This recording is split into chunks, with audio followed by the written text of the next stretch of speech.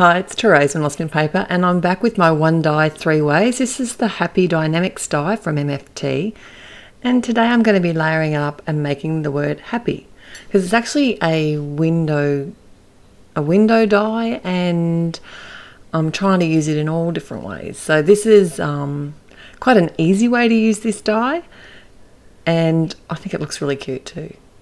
So I started by getting some fun foam and just die cutting the word through that, and now I've got some design paper. This is just from an old paper pad that I had from My Mind's Eye, and it's called My Girl, and I chose a design that was quite heavily patterned and had small flowers because I wanted to be able to sort of see some of the flowers on the design paper.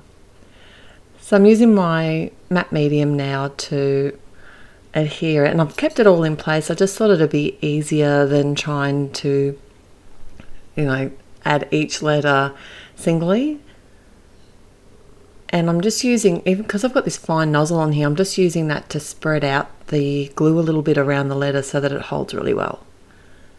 And once I've got all that sort of lined up in place, then all I do is I can just sit a block on top of that, because the matte medium is fairly slow drying, and if I sit a block, it'll just hold it down and give a little bit of time to dry. So while that's happening, I'm going to do a little bit of colouring. I have a cute little bird. It's from Penny Black, and it's from the set called Deck the Hall. So I've just partially sort of just inked up the bit that I want, which is the bird. It's actually a Christmas stamp set, and I love being able to get more out of my stamps and be able to use them all year round and not just sort of in the holiday season. And I thought the look of this little bird would be perfect with the design paper that I've chosen. And it's not a very big image, so I am not doing very complex Copic colouring. I am adding just a little bit of shading with a few different colours. And I'll try and show the colours here as I colour them in, but I will also list them at my blog if you're interested in taking a peek. The link will be in the YouTube description below. So I'm going in and blending out, I'm putting some shading sort of colours around the edges, and then I'm going in and blending out, with the lighter colour. I come back in with the lighter colour and blend it. And when I added the orange to the beak, I actually thought, oh yeah, I'll use that for shading around the body, but I didn't like it. It looked too dark. So a way to get around that is I just came back in with my lightest colour and sort of blended that colour out. What it does, it almost works like an eraser. It lifts the colour. And then I just came in with my shading again. And then after I'd finished colouring this little bird in, I did fussy cut him and just draw around the edges, because it's kind of a little sort of furry or feathery, I suppose, edge on the bird. I did actually go around the edges with a marker as well.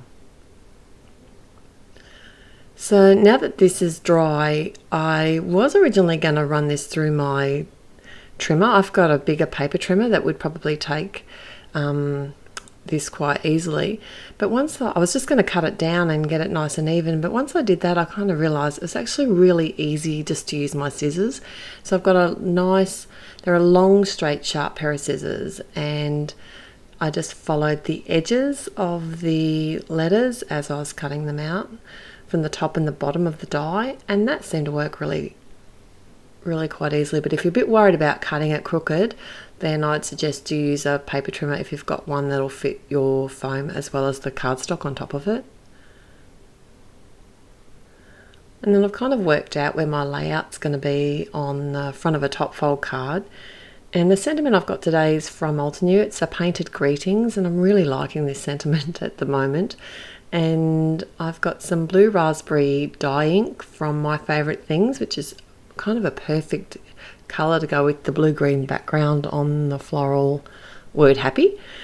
And I'm partially stamping this out, so I've got just a piece of post-it note over one of the words so that I don't accidentally ink that, and then I'm kind of hovering it over where I think it might need to go on the card. And because I haven't attached anything down yet, it's easy enough just to sort of, and if I wasn't happy, I could always start again. But it seemed to work out okay. So I used my Tombow Mono to adhere my letters down, and that's purely because I couldn't be bothered waiting for the mat to dry. But you do have to be a little bit more careful with the Mono, because if it does sort of seep out from around the edges of the letters, it gets kind of a shiny look happening on your card. So I try not to add too much, but this is a really strong glue, so you don't actually need very much anyway. And when I'm sticking my letters down, I usually start sort of in the middle and then work my way towards the edges, so that way it ends up the same. It ends up in the middle of the card.